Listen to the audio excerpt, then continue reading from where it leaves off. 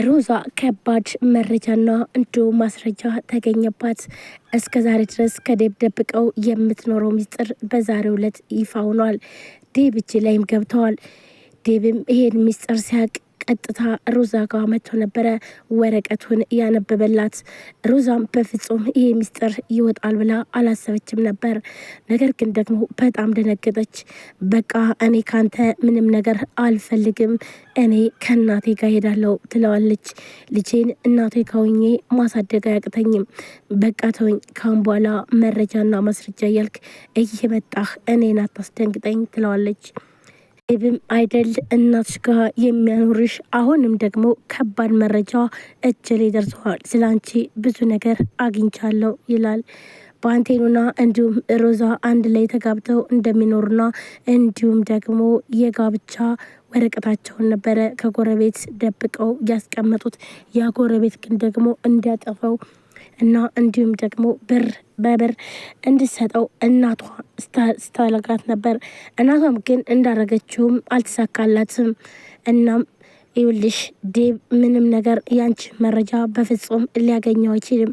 እኔ እያለው ጎረቤታችን እኮ በእጃችን ነው፣ እናም ሁሉን ነገር አሳምነዋለሁ ብላትም ነበር እናቷ። ሮዛም ይህ ነገር ሚስጥር አይወጣብኝም ብላ ነበረ ስትኖርም የነበረው። ነገር ግን ያ ታማኛችሁ ጎረቤት ይኸው መረጃውን እንዳለ ሙሉ ለሙሉ ሰጥቶኛል፣ እኔም አግኝቸዋለሁ ይላታል። ሮዛም በጣም ትደነግጣል። ዴብም ሔዋን ከባንቴኑ ጋር በተለይ ደግሞ ቁማ ስትሳሳም ስለነበረ በጣም ተናዶና እንዲሁም ደግሞ ባንቴኑን ሁለተኛ የኔ የሆኑ ሰዎች ጋር አትድረስ እገልሃለሁ ብሎም ማስጠንቀቂያ ሰጥቶት ነበር። እናም ሔዋንም ይህንን በፍጹም ያላሰበችው ግቢ ውስጥ ከሉሊት ጋር ቆመው እያለ ዴብ ይመጣል። ዴብ ሲመጣም ሉሊትን ስሟትኝ፣ ሔዋንን ግን ሰላም ሳይላት ይገባል። ሔዋንም በጣም ትናደዳለች፣ በጣምም ይሰማታል። ሉሊትም በጣም ትደነግጣለች። አይዞች በቃ ከፋሽ አይደል ብላም ትጠይቃታለች።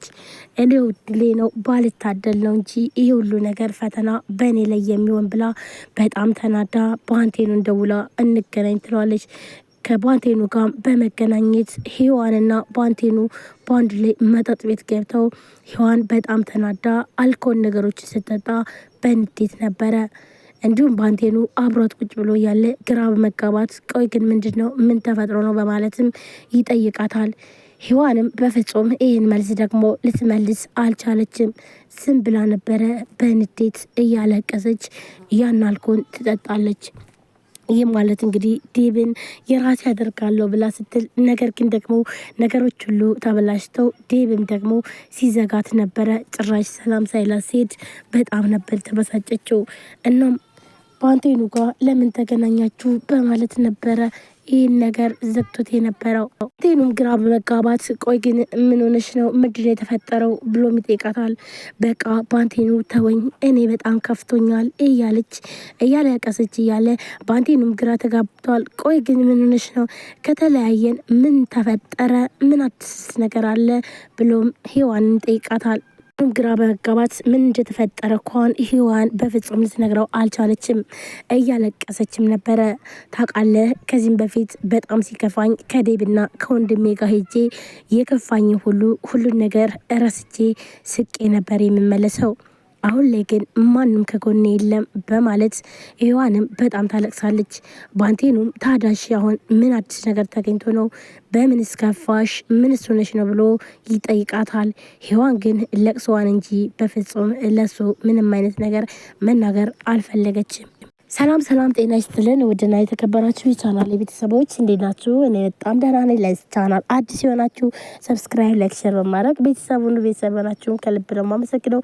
ውድ ቤተሰቦች ዛሬም በአዲስ ቪዲዮ መጥቻለሁ። ትንሿ ሙሽራ ቀጣይ ክፍል ይዤላችሁ መጥቻለሁ። ሁላችሁም ቪዲዮ ላይክ፣ ሼር፣ ሰብስክራይብ እያደረጋችሁ ስለምታበረታቱኝ አመሰግናለሁ። ውድ ቤተሰቦች ባካችሁ ላይክ አድርጉ ቪዲዮን ስታዩ፣ እንዲሁም ደግሞ የመሰላችሁን ሀሳብ አስተያየታችሁን ኮሜንት ላይ ያስቀምጡ ማለት ነው። ቪዲዮን ሼር አድርጉልኝ። ቪዲዮ እየታየ አይደለም፣ እባካችሁ ዩቲዩብ ሼር እንዳደረገልኝ እናንተ ላይክ አድርጉልኝ ማለት ነው። ዛሬ እንግዲህ ትንሿ ሙሽራ ቀጣይ ክፍል ሔዋን አሁን ላይ በጣም ተሰምቷት እያለቀሰችም ነው። እንዲሁም ደግሞ ሮዛ በጣም ከባድ ገብታለች ማለት ነው። ምክንያቱም እስከዛሬ የተፈጠረ ሚስጥር ወጥቶባታል ማለት ነው። ምንድነው ሚስጥሩ የሚባለው ነገር እምነግራችሁ ይሆናል ማለት ነው። ሁላችሁም ላይክ ሼር ሰብስክራይብ አድርጉ። ላይክ ሼር እያደረጋችሁ አበረታቱ ውድ ቤተሰቦቼ። ባንቴኑም ሔዋንን ምንድነው የተፈጠረው ነገር አይደለም የተፈጠረውን ስምሽን እንድትረሽ ነው የማደርግሽ። ስለዚህ እኔ ያለውልሽ ምንም ነገር እንዳይከፋሽ ይላታል ማለት ነው። ይህን ደግሞ እንግዲህ ከዴብ ጋር ስለተጣላች ነው። ዴብ በጣም ዘግቷት መንገድ ላይ ሲሄድ ነበረ።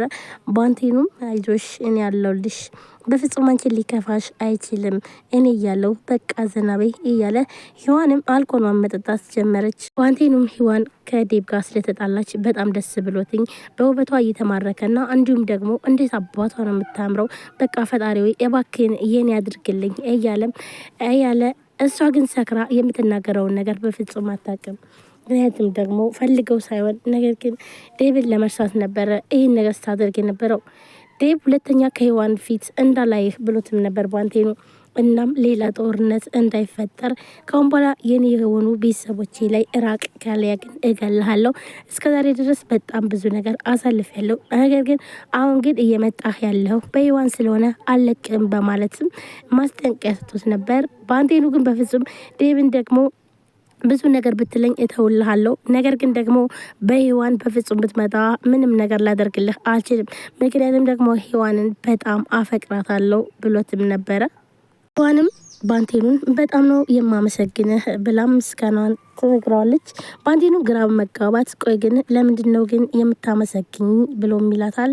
እናም ከማንም ያላገኘሁትን ጊዜ ስለሰጠኝ ነው። ይኸው ሁሉንም ነገር እኔ ተከታይ ሆንኩኝ።